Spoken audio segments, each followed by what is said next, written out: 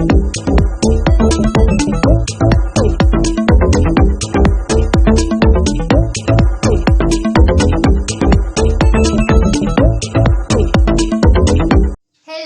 everyone, my name is Shambhavi Gupta and welcome back to yet another video on data science. So in the last two videos we had discussed about AI, ML, deep learning, and I had left you with a question that in this Venn diagram where is data science? So you want to guess? You can. Okay, now I will tell. I will not let you wait more for this. So data science is here, or where? Okay, I am going to tell you. So data science is basically a combination of, it starts from deep learning, machine learning, artificial learning, and it combines all the three and make the data science. So understanding data science in an easy language is that it is a process of collecting, storing, exploring, visualizing the data and coming out with a proper outcome. So let's write that. Exploring, collecting, and all that things. Basically, this is not the sequential way in which we perform the data science tools. I will discuss that in my further videos, but this is a glimpse that what operations are particularly performed in data science. Now, visualizing is the most important, and from my side it is the most interesting one. Visualizing is one of my favorite topics in data science. So visualizing mainly contains the plots. We visualize using plots. We study the data using plots. Line plot, bar plot, pie chart, donut chart, 3D scatter plot, bubble plot, and many more. There are lots of plots which are in data science, and of course there are many libraries: NumPy, Pandas, Seaborn, Plotly, and many more, and each library contains its different plots and different syntax to write the plots. So basically in data science we need to explore the data, collect the data, and perform operations and come out with an outcome. Let me give you a real life example that you must have seen astrologers. Astrologers, basically what they do, they predict that what is going to happen in the future, and in world of data, the same work is of data scientists, that they just analyze and they come to an outcome that what is going to happen further in this industry and whatever respective data they are working.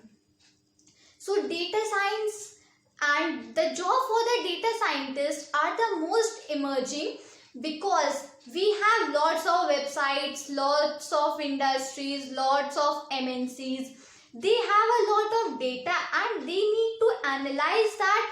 In that data, what are the outcomes and what are the things that people like, that they don't like. Like, take an example of Amazon only. There are thousands, millions of reviews. So this is the work of a data scientist, to explore them, analyze them, and come to an outcome from that.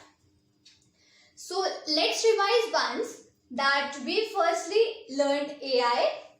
For AI, we had made a circle. Then ML is the subset of AI.